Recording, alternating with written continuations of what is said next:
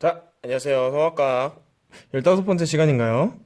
네, 오늘은 이제 여러분들이 너무 급격하게 진도를 나간 것 같아서 선생님이 이제 복습을 하는 시간 한번 가져보려고 해요. 그래서 복습을 할 거냐면 선생님이 이제 공부를 어떻게 하면 잘할까부터 이제 얘기를 하자면 이제 공부를 잘하기 위해서는 본인이 이제 알고 있는 것을 이런 이제 노트에다가 한 페이지 혹은 두 페이지 정도에다가 잘 아는 것들을 정말 책 하나 보지 않고 그리고 검색 이런 거 하지 않고 직접 이렇게 맨 종이에다가 써보는 연습을 하는 것이 이제 가장 좋은 복습 방법이자 공부 방법이라고 생각을 해요. 그렇기 때문에 이번에는 한번 이 목차대로 우리가 배웠던 목차거든요, 이것이.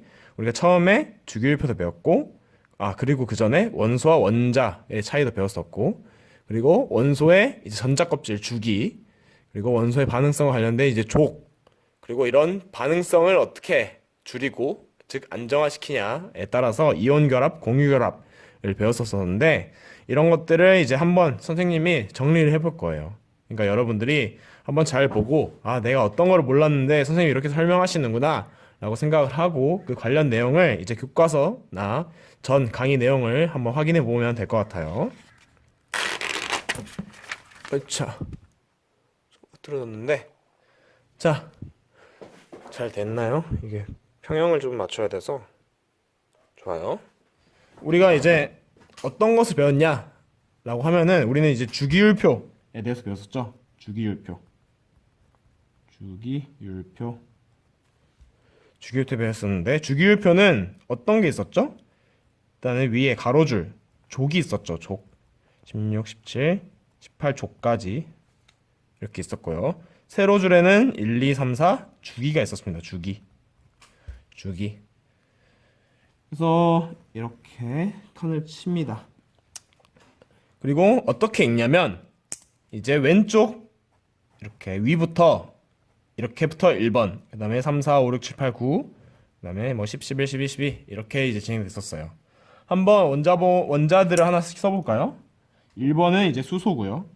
2번은 헬륨이고 2번은 리튬, 베릴륨, 5번은 붕소, 6번 탄소, 7번 질소, 8번 산소, 9번 플루오린, 그리고 10번 네온. 이런 식으로 11번 나트륨, 그 다음에 12번 마그네슘, 13번 알루미늄, 14번 규소, 15번 인, 16번 황, 17번 염소, 그리고 18번 아르곤, 그 다음에 19번 칼륨, 그리고 우리 우유에 많이 들어있는 칼슘 20번까지 이렇게 이제 적어볼 수가 있을 거예요. 색깔이 잘 안 보이긴 하는데 그래도 한번 봐주도록 합시다. 그래서 이제 주기율표는 이렇게 표현을 할 수가 있었고 이 주기율표에 이제 특징적인 것들이 몇 가지 있었죠. 족이라던가 주기라던가 이런 것들이 있었습니다. 근데 이제 주기율표를 알기 위해서는 선생님이 어떤 걸 알아야 되냐 했냐면 우리 처음에 심슨 기억나요? 심슨?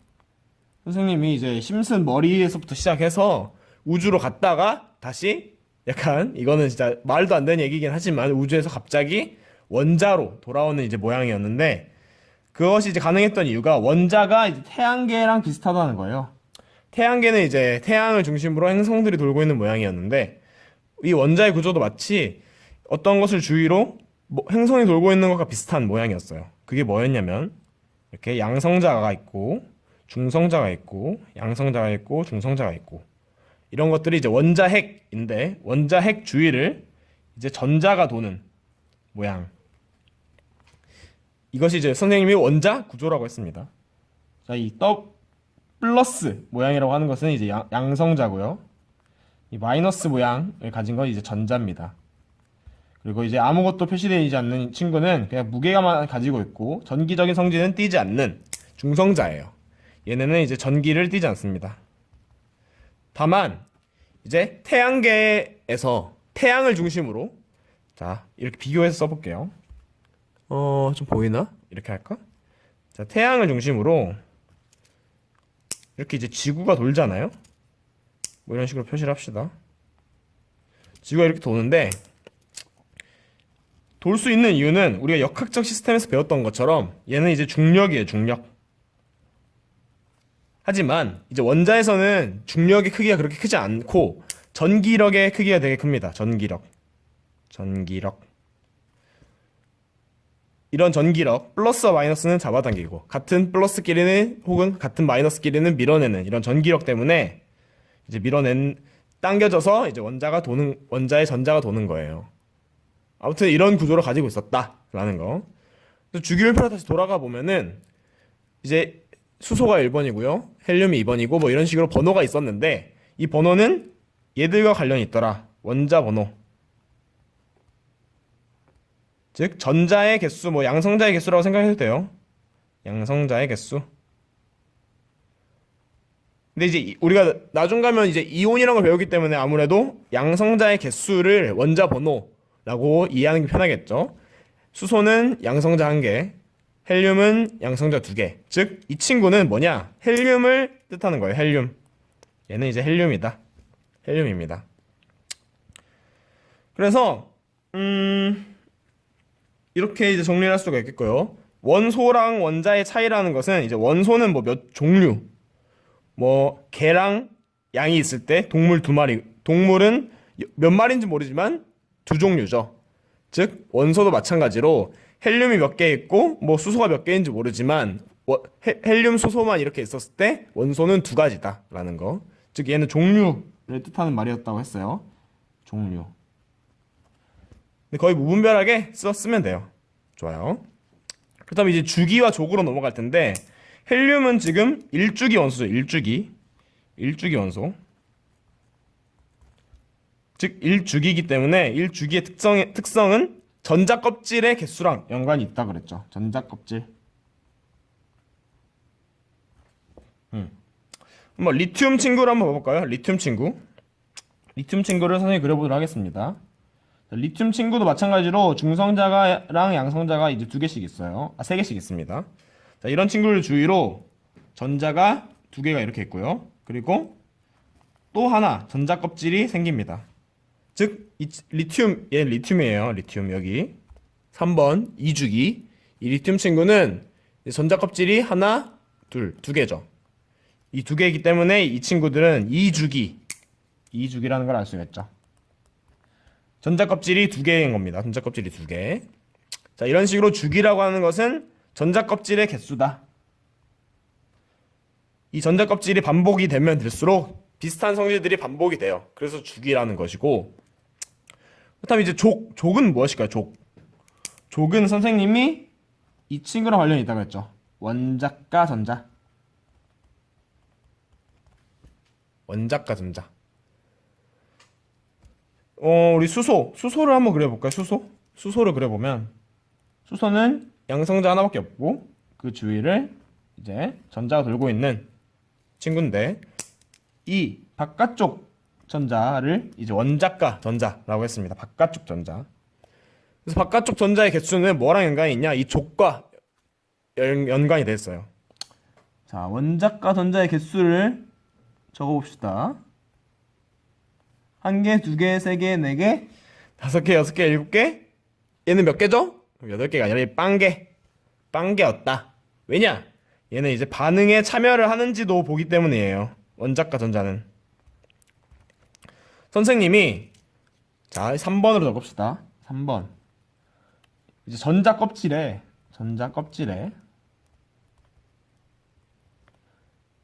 좀 이게 이해가 되면서 따라와야 돼요. 안 그러면 이제 다음이 헷갈리기 때문에 좀 영상을 멈추거나 다시 돌아가서 다시 듣고 여기 부분을 듣길 바랍니다. 전자 껍질에 전자가 꽉 차 있다. 꽉 차 있다라고 하면은 이제 안정하다라고 했어요, 선생님이. 꽉 차 있으면 안정하다. 자, 꽉 차 있으면 안정하죠. 당연히 꽉 차 있으니까 더 이상 뭐 아무 일이 일어나지 않는 거예요. 그것이 이제 우리 뭐 봤던 헬륨인 거죠. 이렇게 2개 꽉 차 있으니까 반응에 참여하는 원자가 없어. 즉 원자과 전자는 빵개야. 이런 식으로 되는 거죠. 자, 18쪽은 빵개다. 이런 식으로. 이해가 됩니까? 오케이. 그리고 선생님이 이제 활동으로 리튬을 이제 넣는 걸 보여줬잖아요. 근데 이제 리튬의 성질을 뭐 나트륨도 가지고 있고 칼륨도 가지고 있더라. 그 이유가 뭐냐? 같은 족에 있기 때문에 라고 했었는데 더 정확한 이유는 이들의 원자과 전자 개수가 비슷해서, 아니 똑같아서 이들은 반응에 참여하잖아요. 이 전자들은 결국 반응에 참여하는 전자들의 개수가 똑같기 때문에, 원자과 전자 수가 똑같기 때문에 비슷한 성질을 가지게 되더라 라고 이제 이야기를 해주면 돼요. 좀 알겠나요? 좋아요. 자, 그럼 선생님, 이렇게 이제 1, 2, 3, 4, 5, 6, 7 이렇게 전자가 많은 친구들은 안정해질 수 있나요? 라고 이제 우리가 배웠던 것이 뭐였냐? 저번 시간에 이제 이온 결합과 그리고 공유 결합, 이 안정을 시킬 수 있는 방법이라고 했었죠. 이해가 되나요? 안정을 시킬 수 있는 방법. 그래서 얘도 이제 칸을 넘어서 이제 구별해 보도록 하겠습니다. 자, 이온 결합이라고 하는 것은 이제 양이온과 음이온의 결합이었어요. 이해됩니까? 양이온, 음이온 차이가 뭐였죠? 양이온은 이제 전자가 줄어든 상태고요. 전자가 줄어든 상태. 그렇다면 음이온은 전자가 늘어난 상태입니다. 늘어나는데 왜 음이에요? 라고 얘기를 하자면 전자는 애초에 마이너스 전기를 띠고 있죠. 그 마이너스 전기를 띠고 있는 친구가 늘어났으니까 음이온. 그 반대인 경우에는 양이온이 되는 거겠죠. 대표적인 예로 선생님이 나트륨 양이온과 염소 음이온을 적었습니다. 이 친구들은 각각 전자 하나가 줄어든 거고 전자 하나가 늘어난 거다 라고 이제 얘기를 했어요. 근데 만약에 전자가 두 개가 늘어난다고 하면은 산소 예를 들면 E- 음이온 이렇게 써주면 되고요. 혹은 이제 양이온 같은 경우에는 마그네슘이 이제 전자를 두 개를 이룰 수 있는데 마그네슘 E 플러스 양이온 이렇게 뭐 읽어주면 돼요. 이런 식으로 양이온과 음이온이 합쳐지면 왜 안정하느냐? 그것도 이제 설명을 해야겠죠. 자, 나트륨은 이제 11번이에요. 11번이기 때문에 선생님이 그 얘기를 안 했었죠. 자, 다시 봅시다. 자, 이 전자 껍질 있죠. 전자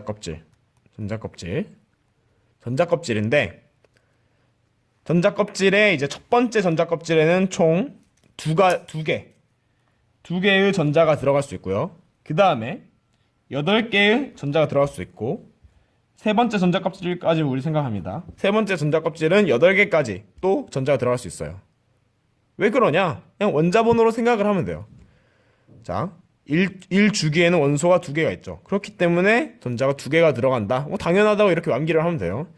그 다음 2주기 1, 2, 3, 4, 5, 6, 7, 8 8개의 원소가 있기 때문에 이 두 번째 전자 껍질 주기가 전자 껍질을 의미한다 했으니까 8개까지 전자가 들어가는구나. 3주기도 마찬가지로 8개까지 전자가 들어가는구나 라고 생각을 하면 됩니다.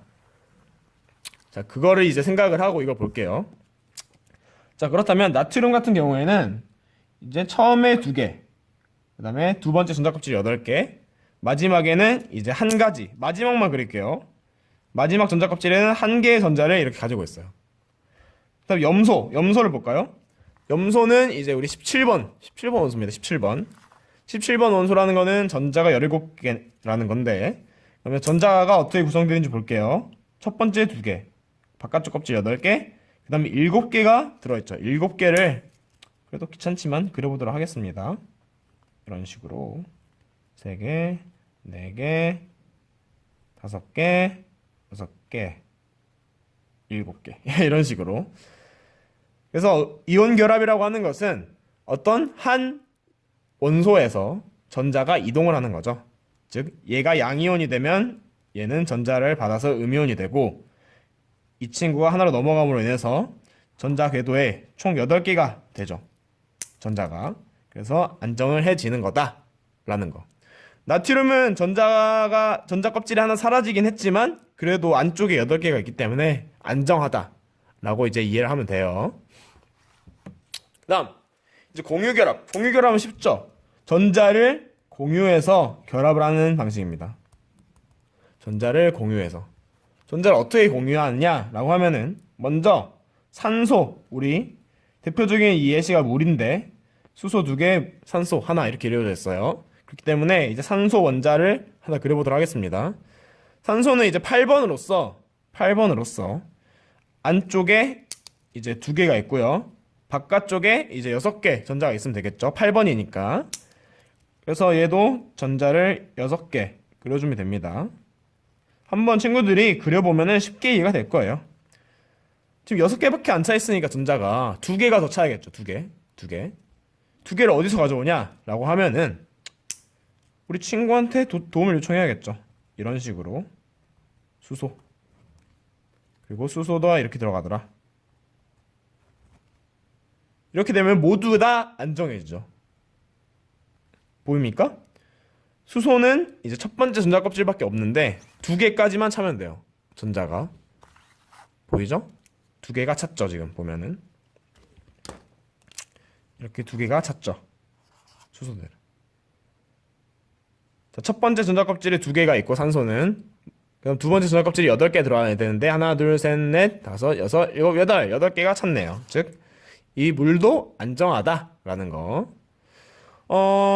그래서 우리가 여태껏 배웠던 게 되게 별거 아니에요, 보면은. 자, 이런 식으로 선생님이 적어놨는데 잘 정리가 되나요? 이런 것들 한번 캡처해 놓고 시험 공부할 때 보면 좋을 것 같아. 선생님은 지금 뭐 책 보거나 막 이런 식으로 뭐 하지 않았거든요. 근데 이렇게 이제 정리가 된다면은 여러분들도 충분히 선생님만큼 공부를 열심히 했다. 아니 선생님과 잘 알고 있다. 라고 이제 자부심을 가져도 될 것 같습니다. 자, 이런 식으로 공부하면 될 것 같아요. 주기율표. 이런 거 처음에 할 때는 이제 목차를 정하세요. 뭐 책 보고 목차를 정해도 되고 주기율표의 특징, 원자, 원소의 구조, 원소의 주기성. 주기성이라고 하는 거는 선생님이 이제 전자 껍질로 설명을 했고요. 그 다음에 반응성 같은 부분은 원자과 전자의 개수. 전자 껍질에 전자가 꽉 차 있으면 안정하다. 그렇지 않으면 반응성이 늘어난다 라는 거. 그리고 반응성을 낮추고 안정해주는 방법이 이온 공유결합이다. 다 여기 들어가 있죠. 자, 이런 식으로 여러분들이 정리를 해서 다음 시간에는 이런 것을 응용할 수 있는 내용을 할 거거든요. 소금이랑 이제 뭐 설탕이랑 전기가 통하느냐 안 통하느냐, 이런 뭐 또 소금이랑 설탕을 물에 녹였을 때 전기가 통하느냐 안 통하느냐, 한번 이런 걸로 찾아보도록 하겠습니다. 자, 그러면 여러분 열심히 공부하고요. 자, 선생님 이만 들어가도록 할게요. 안녕.